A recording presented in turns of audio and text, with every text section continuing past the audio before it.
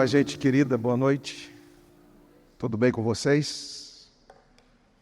É muito bom estar mais uma vez com vocês aqui, abrindo a palavra de Deus. Nessa semana que tem sido, imagino para você, como tem sido para mim, uma bênção, em que todas as manhãs nós buscamos a presença, a direção do Espírito Santo à noite, com o Apocalipse, as 3 mensagens angélicas e o grande conflito. Eu quero dizer para você que está nos acompanhando agora de sua casa, seja bem-vindo mais uma vez a estar conosco nesse clima familiar, espiritual, de oração. E permita, nessa noite, dar alguns recados, ou melhor, algumas saudações. Eu quero mandar um abraço para um grupo de pessoas que se encontram ali em Lisboa, Portugal, que está nos acompanhando. Essas pessoas entraram em contato comigo hoje pelo Instagram. Que Deus abençoe vocês. Sinop também ali na UCOB. Quero agradecer a todos os irmãos que estão todos os dias com o seu pequeno grupo também presente. Gente também do Maranhão, de Minas Gerais, do Rio Grande do Sul, de São Paulo, também aqui do Rio de Janeiro. Muito obrigado por, a cada dia, estar conosco. Quero dizer que todos os pedidos que eu tenho recebido ali no Instagram, meu Instagram é PR Lucas Alves, todos os dias a gente está em oração. E nós não podemos avançar na vida cristã, na nossa experiência com Deus, sem colocar a oração no centro. E essa iniciativa dessa igreja é que durante esses 10 dias a gente possa orar e acreditar que Deus é capaz de fazer milagres. Não deixe de orar, não. É claro que esses 10 dias, chegaremos ao final desses 10 dias no sábado, mas a vida de oração não pode chegar ao final, ela tem que continuar. E mais uma vez eu peço a você, de onde você estiver, aqui nessa igreja tão acolhedora, ou em sua casa, feche os olhos e vamos falar com Deus antes de abrirmos a palavra do Senhor nessa noite. Senhor Deus, muito obrigado, porque a cada dia o Senhor tem sido a nossa força, tem restaurado a nossa saúde, tem dirigido os nossos passos e tem sido a fonte contínua da nossa suficiência. Nos abençoe nessa noite, Senhor, nos faça acreditar em cada uma das suas promessas, a crer, a buscar, a pedir, a bater e também a esperar. Porque os que esperam no Senhor renovam as suas forças, mesmo quando os nossos pedidos não são atendidos na hora e da maneira que nós queremos, que o Senhor coloque em nosso coração uma coisa: o Senhor sempre tem o melhor para aqueles que esperam nele, e nós esperamos em Ti. Nessa noite nós vamos abrir a Tua Palavra e vamos tocar em um tema muito importante. Quem é o povo de Deus? Qual o papel que nós temos nos dias atuais? Que Teu Santo Espírito nos dirija, em nome de Jesus. Amém. Abra sua Bíblia, por favor, em Apocalipse capítulo 14. Apocalipse capítulo número 14. E você vai ver algo bastante interessante no versículo número 1. Apocalipse 14, nós temos aqui as 3 mensagens angélicas. Nós já falamos que a primeira mensagem é uma proclamação, a segunda mensagem é uma declaração e a terceira mensagem é uma polarização. Mas essas mensagens precisam ser pregadas, e nós vimos que os mensageiros que aparecem, ou melhor, os anjos, são mensageiros. Mas algo também que me chama a atenção no capítulo 14, quando fala dos 144 mil. Olha o que diz o versículo número 1. Olheis e eis o Cordeiro em pé sobre o monte Sião, e com ele 144 mil, tendo na fronte escrito o seu nome e o nome de seu pai. É muito interessante nós percebemos aqui que existe uma referência dos 144 mil. Agora, quando você volta algumas páginas para trás, no capítulo número 7, nós vamos também encontrar aqui uma outra referência a esses 144 mil. E nessa noite nós vamos estudar um pouco sobre quem é esse grupo. Mas antes, permita aqui começar essa reflexão, além da leitura do texto bíblico, com um acontecimento recente que tem marcado com uma escala enorme os nossos dias. No dia 7 de outubro de 2023, os combatentes do Hamas invadiu o sul de Israel. Eles atingiram alguns kibbutz, alguns postos postos avançados de Israel, e também uma festa, fazendo mais de 240 reféns. E muitas pessoas foram mortas. Naquele sábado fatídico e difícil de suportar, Benjamin Netanyahu, o primeiro-ministro de Israel, foi até a TV ao vivo, aos principais canais de comunicação, dizer que Israel estava em guerra. Esse foi o maior atentado desde que, em 14 de maio de 1948, Israel foi fundado. Logo depois, a CNN publicou as primeiras imagens, difíceis de serem vistas, terríveis, tremendas. E como Israel é muito próximo dos Estados Unidos, Biden disse que estava do lado de Israel e queria prestar todos os esforços e ajudas possíveis naquele momento tão delicado para a nação de Israel. Algumas horas depois, as pessoas saíram às ruas para protestar contra aquela invasão, naqueles dias tão trágicos, tão terríveis, e novamente os olhos do mundo foram voltados para aquela geografia. Muitas pessoas então passaram a pensar e a olhar para esse território, para Israel. E muitos começaram a dizer: Israel é povo escolhido, Israel é povo de Deus, Israel, ele tem um plano especial no coração de Deus. E alguns disseram o seguinte: Israel é o relógio profético de Deus. E essa ideia de que Israel é o relógio profético de Deus começou na mente de alguns teólogos que declaravam que a partir de 1948, quando o Estado de Israel foi então formado, haveria uma geração apenas, ou seja, até 1988, e Jesus Cristo voltaria. E quem defendeu isso? Quem defendeu isso foi Hal Lindsey, que escreveu um livro intitulado A Grande Agonia do Planeta Terra e Contagem Regressiva para o Armagedon. E dentro dessa visão, é conhecida como dispensacionalista, ela foi renovada com a série Left Behind de Tim LaHaye. Ambos apresentam a mesma teologia. E você pergunta, que teologia é essa? A teologia de que Israel é o centro, de que todas as promessas que Deus fez a Israel no Antigo Testamento irão se cumprir nessa nação, irão se cumprir com esse povo. Quando nós olhamos para a teologia do dispensacionalismo, é apresentado dentro dessa teologia, e esse tema eu vou tratar disso no sábado, o arrebatamento secreto. Será que é bíblico? Será que existem evidências bíblicas para defender essa ideia? 7 anos de tribulação, ou seja, as pessoas serão arrebatadas, um grupo sobe, e os judeus ficarão aqui, e outras pessoas que irão precisar de um tempo para então se converterem. O anticristo aparece, uma religião mundial liderada pelo catolicismo, depois a marca da besta como algo que será implantado nas pessoas, e logo depois a nação de Israel irá se converter por completo, porque esse é o tempo de 7 anos que Deus está dando a essa nação. E como resultado disso, haverá uma batalha. Essa batalha acontece aonde? Em Israel. Em que cidade? Jerusalém. O doutor Alberto Tim, em sua tese de mestrado, ele faz várias observações sobre a falha do dispensacionalismo. O título de sua tese é Uma análise crítica da visão dispensacionalista de Hal Lindsey. E ele apresenta vários textos para dizer que essa visão de Israel como algo literal, como se Deus tivesse que dar um tempo para salvar aquele povo, e que Deus tem uma visão privilegiada daquela geografia, está equivocado. Porque não existe amparo bíblico para isso. Olhando para essa realidade, abra sua Bíblia em Apocalipse capítulo número 7. E vamos juntos agora compreender algumas coisas e entender o propósito e a natureza dos textos que iremos ler nessa noite.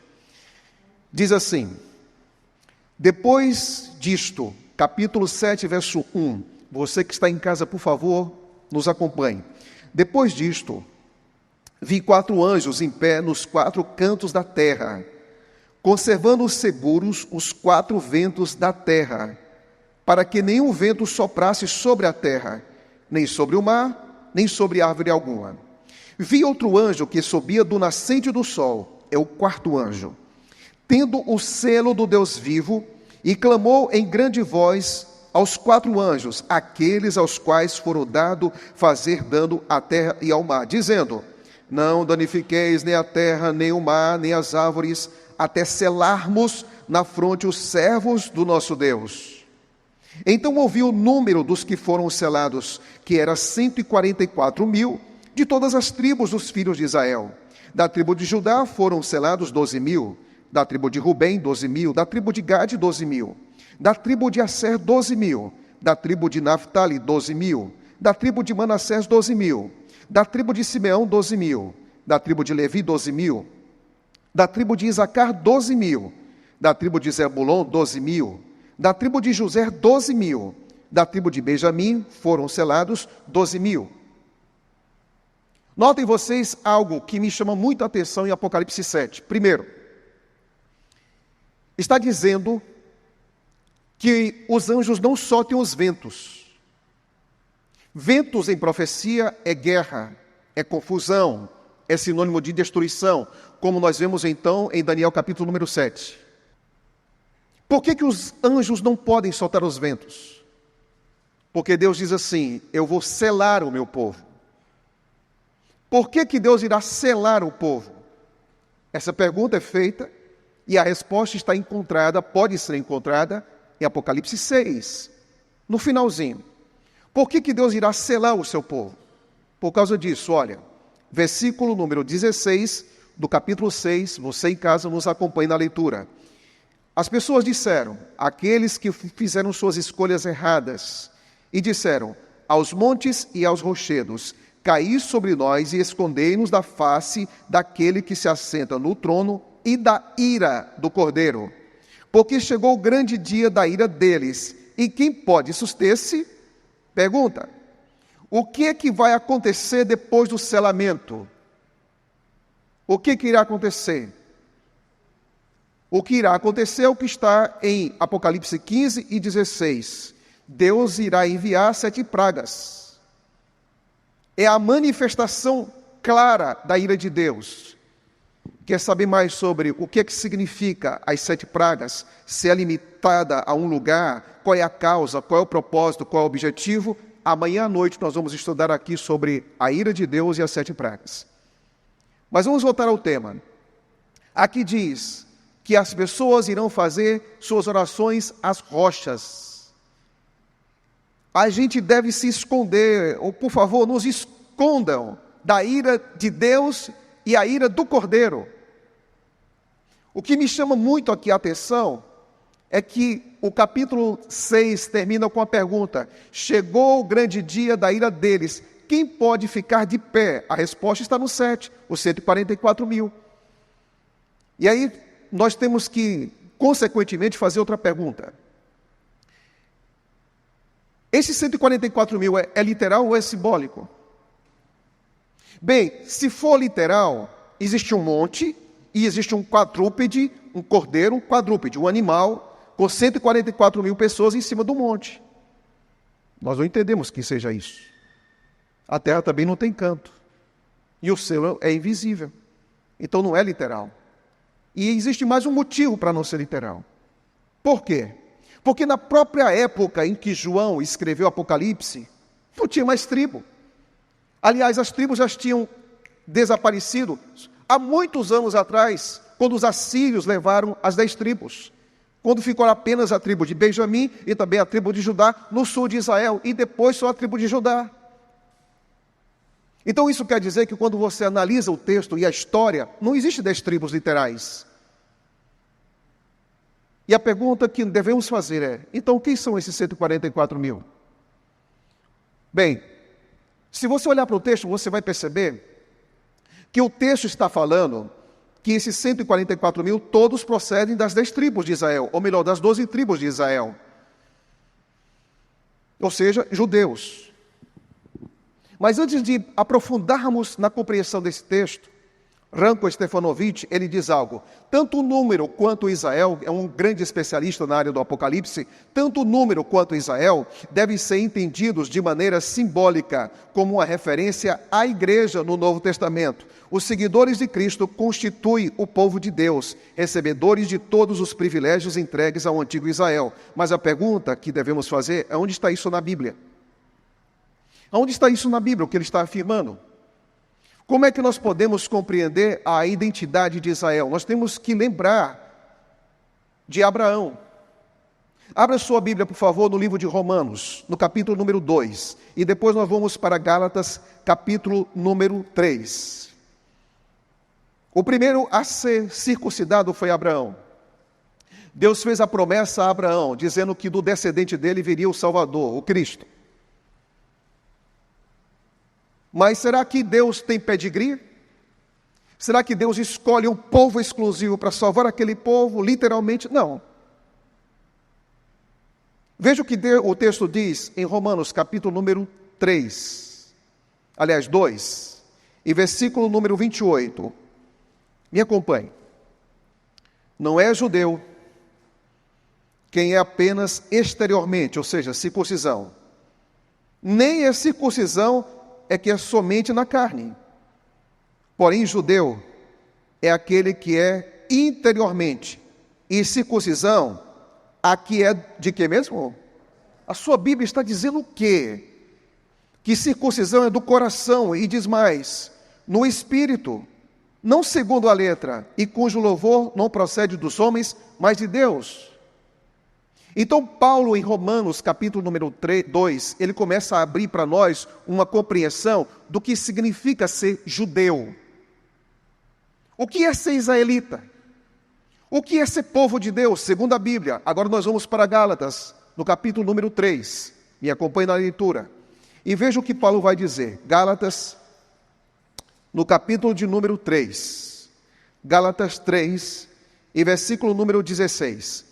Veja o que o apóstolo Paulo escreve sobre o que é ser israelita. Diz assim: ora, as promessas foram feitas a Abraão e ao seu descendente, nesse caso Cristo. Não diz e aos descendentes no plural, como se falando de muitos, porém, como de um só, e ao teu descendente que é Cristo. Agora se prepare para você ler comigo e acompanhar a clareza, a nitidez em que Paulo expunha esse texto para a gente. Olha o que Paulo diz, versículo 26 do capítulo 3. Pois todos quantos fostes batizados em Cristo, de Cristo vos revestistes. Vamos para o 26. Pois todos vós sois filhos de Deus, mediante a fé em Jesus Cristo. Porque todos quando fostes batizados em Cristo, de Cristo vos revestistes. Dessarte, não pode haver nem judeu, nem grego, nem escravo, nem livre, nem homem, nem mulher, porque todos vós sois um em Cristo Jesus. E se sois de Cristo, também sois descendentes de Abraão e herdeiros segundo a promessa. Aleluia. Então isso quer dizer que como é que eu me torno povo de Deus? De que maneira eu me torno então um israelita? De que maneira eu me torno um povo escolhido? Quando eu aceito Jesus Cristo como meu Salvador pessoal. Porque o que Abraão estava apontando era para o descendente, que era Cristo, e que as profecias apontavam todas para Cristo. O que me torna povo de Deus não é sangue do meu pai, não é algo genealógico, eu não devo ter esse tipo de preocupação. O que me torna povo de Deus é a fé em Jesus Cristo. E quando eu tenho a fé em Jesus Cristo, eu sou escolhido por Ele. E quando eu me entrego a Ele, eu sou povo de Deus. Então todas as bênçãos que foram rejeitadas no Antigo Testamento, a Bíblia diz, ele veio para o que era seus, mas os seus não receberam. Agora, se você aceita Cristo como seu Salvador pessoal, se você é batizado, você se torna então descendente de Abraão e você se torna herdeiro de Jesus Cristo. Olhando para essa realidade, o que é que nos torna povo de Deus? Não é árvore genealógica, gente. O que nos torna povo de Deus não é árvore genealógica. O que nos torna povo de Deus é a videira verdadeira, que é Jesus Cristo. É isso que nos torna povo de Deus. Pare de ficar lançando os seus olhos para o jornal, para a geografia, achando que aquela terra é altamente cheia de bênçãos e de especulações. Bênçãos é uma pessoa e essa pessoa é Cristo. O que me dá garantia da herança é Cristo, não é uma geografia. Tudo que Abraão mais queria na vida. E Cristo disse no Evangelho de João, Abraão viu o meu dia e se tornou feliz, ele se regozijou. Para de ficar pensando, olhando a Bíblia como se o Novo Testamento não fosse escrito. Para de olhar para o mundo atual e pensando que Deus só está olhando para um país, para um lugar. Deus está olhando para cada indivíduo que genuinamente se entrega a Ele. Quando nós olhamos para a Bíblia, nós vamos perceber que tudo é por causa de Cristo. O foco é Ele. Quem nos liga a Deus é Ele. Quem nos dá um novo recomeço é Ele. É por isso que Pedro pega um texto do Antigo Testamento e lança para os cristãos, independentemente da nação. Vocês são raça eleita, nação santa, povo escolhido, propriedade exclusiva de Deus, chamados das trevas para a sua maravilhosa luz. Isso é para você. É para quem, pastor? É para judeu, é para brasileiro, é para japonês, é para europeu, é para asiático, é para palestino, é para iraquiano,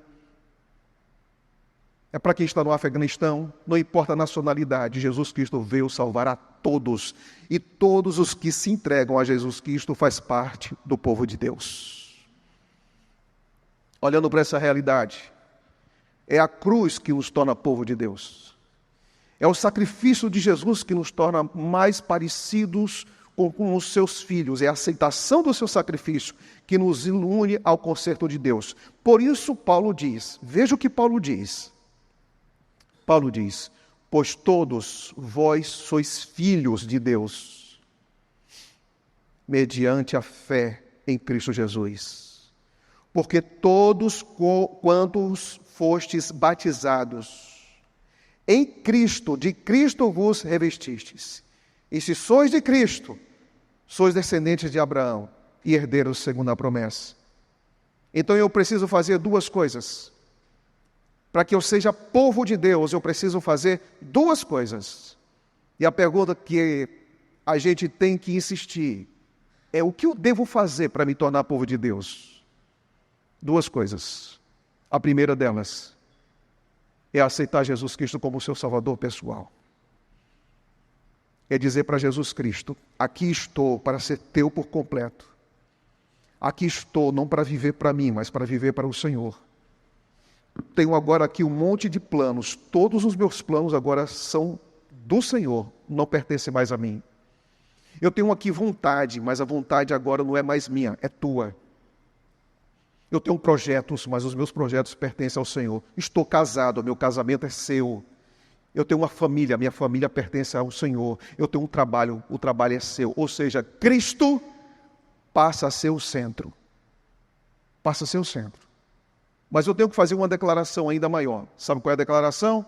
Você precisa também descer as águas batismais. Você precisa. Essa paixão e essa entrega que há no seu peito precisa se tornar evidente.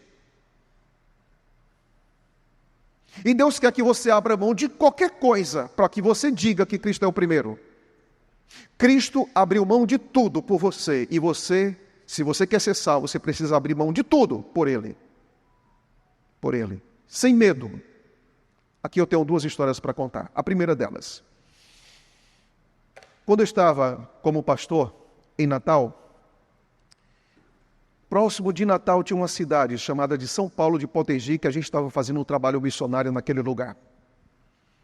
E nosso maior desejo era ver uma igreja plantada naquela cidade. E tinha uma família de um senhor muito dedicado, muito comprometido com a pregação do Evangelho.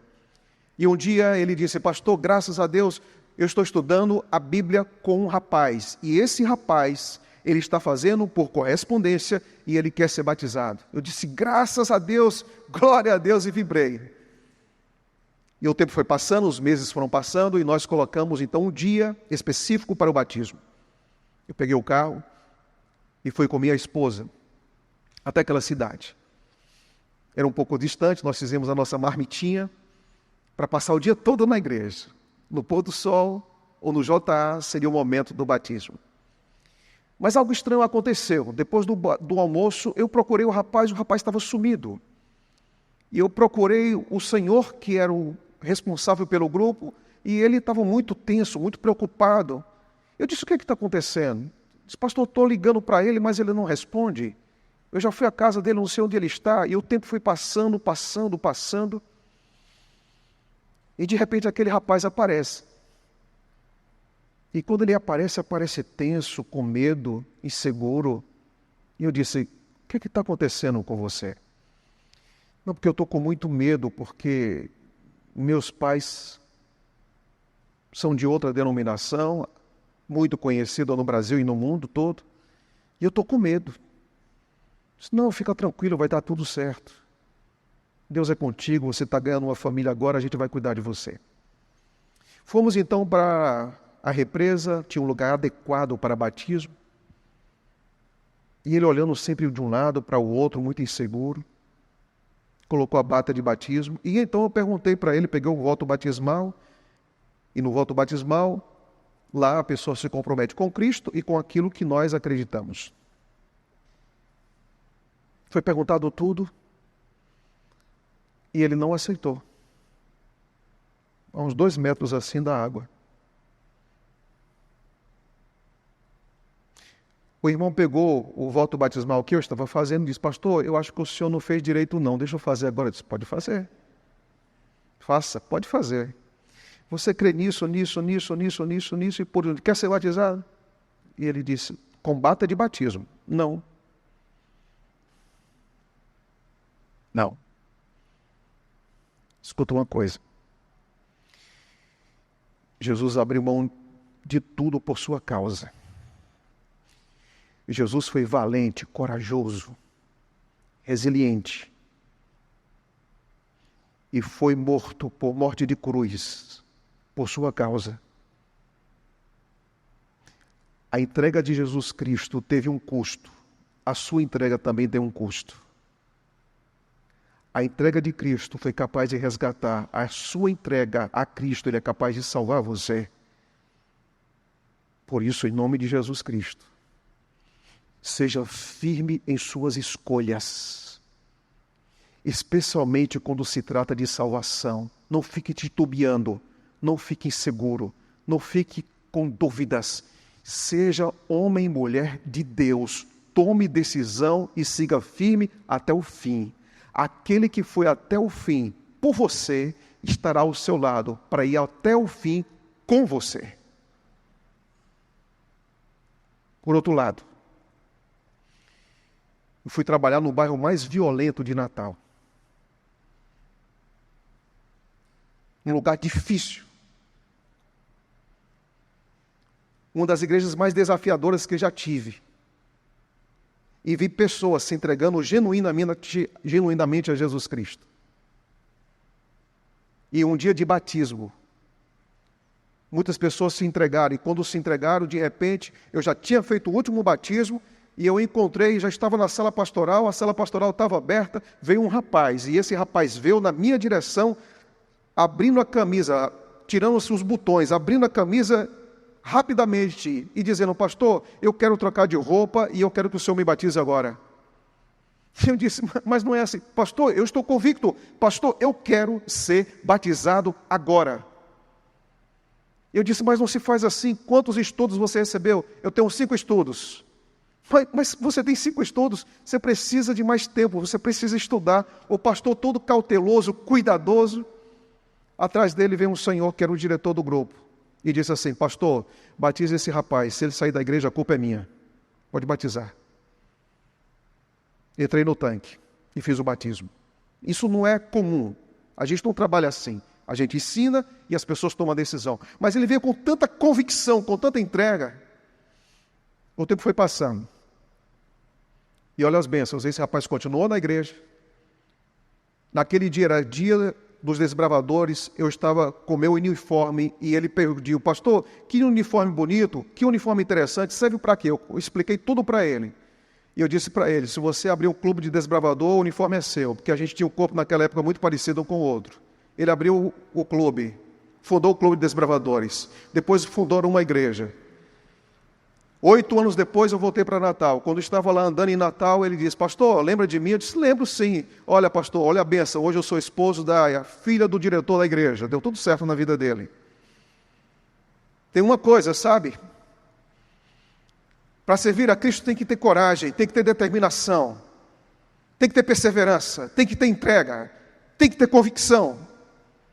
Nós somos salvos unicamente por aquilo que Ele fez, mas nós precisamos acreditar. Unicamente por aquilo que Ele fez, mas nós precisamos acreditar e temos a coragem de anunciar aos 4 cantos do mundo que nossa vida pertence a Jesus Cristo. Coragem para dizer: eu sou dele. Eu vou para a faculdade e não fico me escondendo. Ninguém aqui tem dúvida do que eu acredito. Ninguém tem dúvida da minha esperança. Ninguém tem dúvida daquilo que eu era e daquilo que eu sou, e pela graça de Deus, aquilo que um dia eu vou me tornar.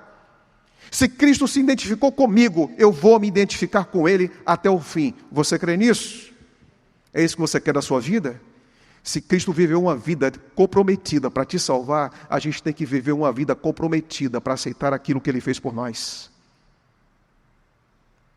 Caminhando com Cristo e se entregando a Ele publicamente.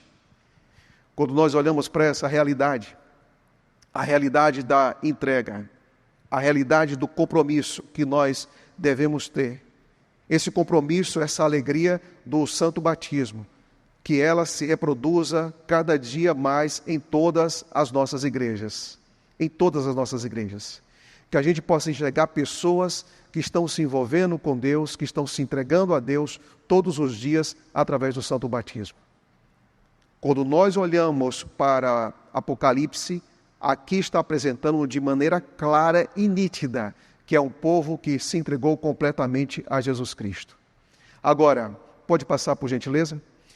Na próxima tela, nós vamos encontrar aqui algo bem interessante. Quais são os símbolos que comprovam de que nós pertencemos a Jesus Cristo?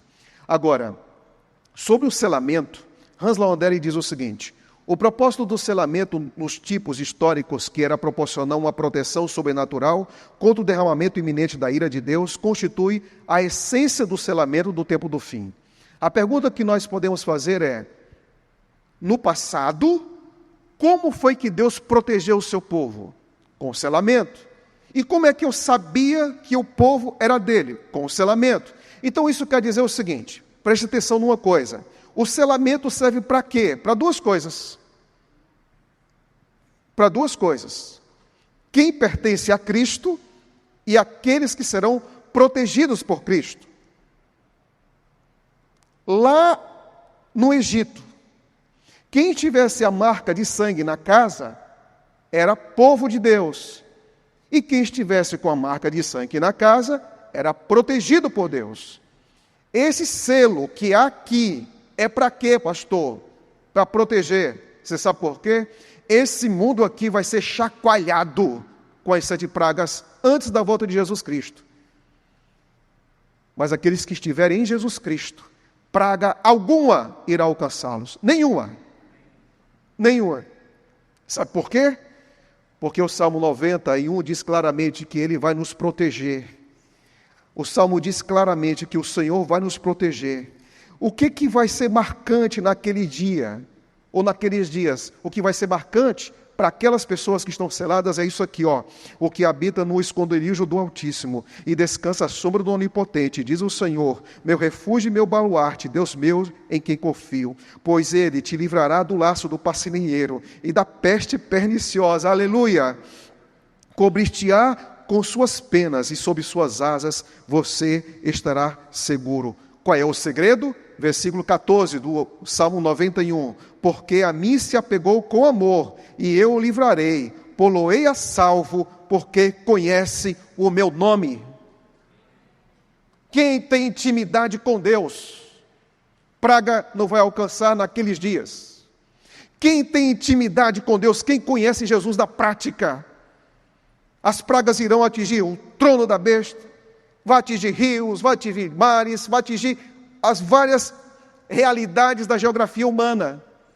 Mas você estará seguro, porque nossa segurança é uma pessoa, a nossa segurança é Jesus Cristo, e Ele estará lá no futuro, protegendo todos aqueles que aprenderam todos os dias de sua vida a caminhar com Ele.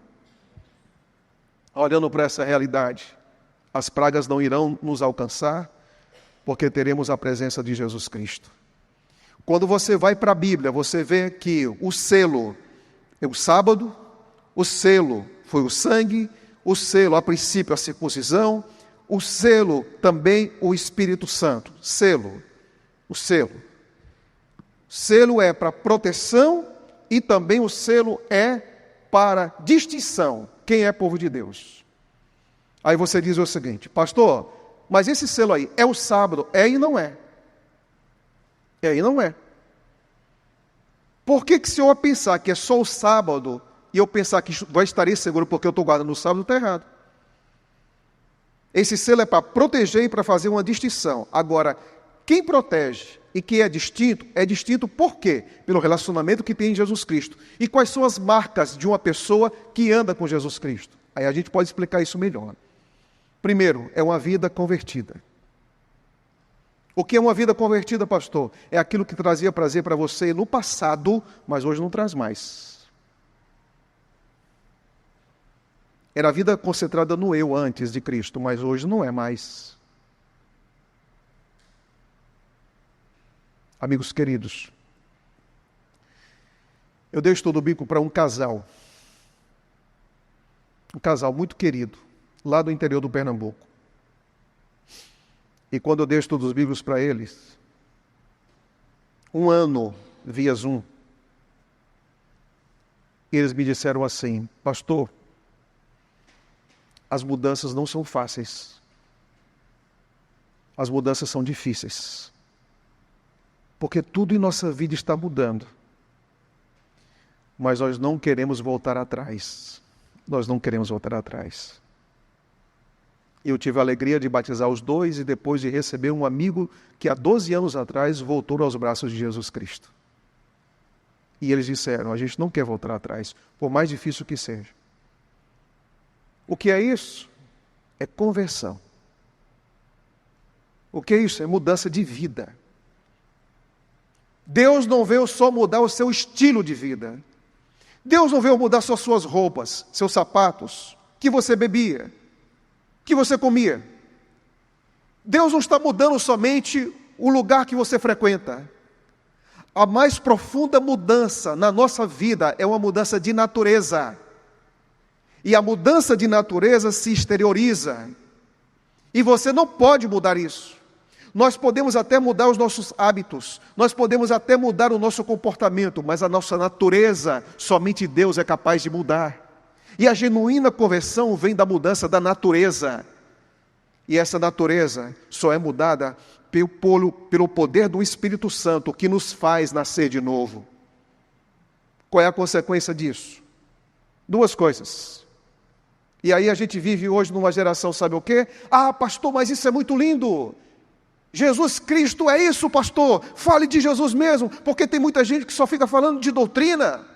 Tem muita gente que fica falando de lei, tem muita gente falando de sábado, tem muita gente que fala de comportamento, mas o que nós mais precisamos nos nossos púlpitos é de Jesus. Esse discurso está só a metade correto. É óbvio que nós precisamos de Jesus, gente. Agora pense numa coisa, Nós vivemos em uma espécie de teologia, de interpretação, que quer dividir aquilo que não está dividido. Você sabe o que é que muitos estão dizendo? Jesus sim, doutrina? Não. Ah, mas é um sermão doutrinário. Ah, mas isso aí é muito pedante, isso aí não é importante, isso não é relevante. O que nós queremos é Jesus. Jesus nunca apresentou a si mesmo sem apresentar a verdade que ele defendia. Nunca. Você nunca vai ver Paulo falando de Jesus o tempo todo em Romanos sem falar de doutrina. Você nunca vê Paulo falando em Hebreus de doutrina sem falar de Jesus Cristo. Você não vê a igreja de Atos só falando de Jesus, Jesus, Jesus, sem aprofundamento doutrinário. Você sabe por quê? Porque isso não está separado em Deus. Você sabe por quê? Porque Deus tem duas coisas em sua natureza. Deus é amor e Deus é verdade. Se Deus é amor e é verdade, nós cristãos, nós igreja, devemos aprender uma coisa. Verdade e amor são duas coisas inseparáveis no reino de Deus. Inseparáveis no reino de Deus. É por isso que os 144.000, o texto de Apocalipse capítulo 14, diz assim: eles seguem o Cordeiro por onde quer que ele vá. São os que foram comprados dentre os seres humanos, primícias para Deus e para o Cordeiro. Você sabe o que é que significa aqui, se você quer fazer parte dos 144.000? Quem quer fazer parte dos 144.000 precisa aprender a andar com Jesus por onde quer que for. Por onde quer que for, ele tem tempo para Deus. Ele pode ter faculdade, ele pode ter universidade, ele pode ter um emprego tremendo, mas ele não abre mão da sua dependência de Deus. Porque ele sabe que tudo que ele é e tudo aquilo que se tornou é fruto daquilo que Cristo fez em sua vida. Amigos queridos, comunhão com Deus não é algo isolado da sua vida. Comunhão com Deus é essência em sua vida. Essência em sua vida.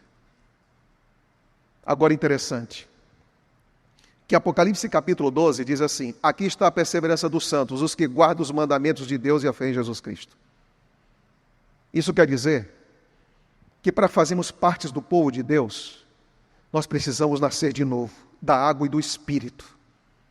Uma obra extraordinária, uma obra sobrenatural, que nós não conseguimos fazer por nós mesmos, mas Deus pode.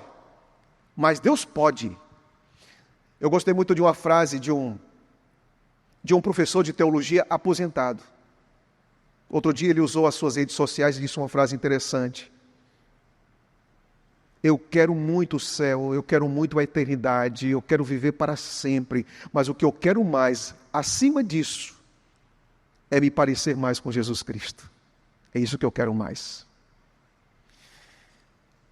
Que haja essa sede no nosso coração. Eu quero me parecer mais com Jesus Cristo. Você que está em casa, é isso que você quer também? Jesus vai voltar, nós vamos viver para sempre, mas você que está em casa, é isso que você quer mais em sua vida?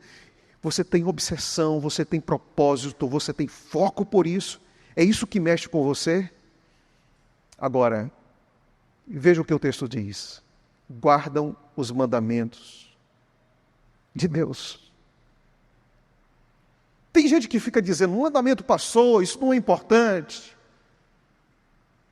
Tem influência por aí que fala que a lei é uma espécie de desgraça.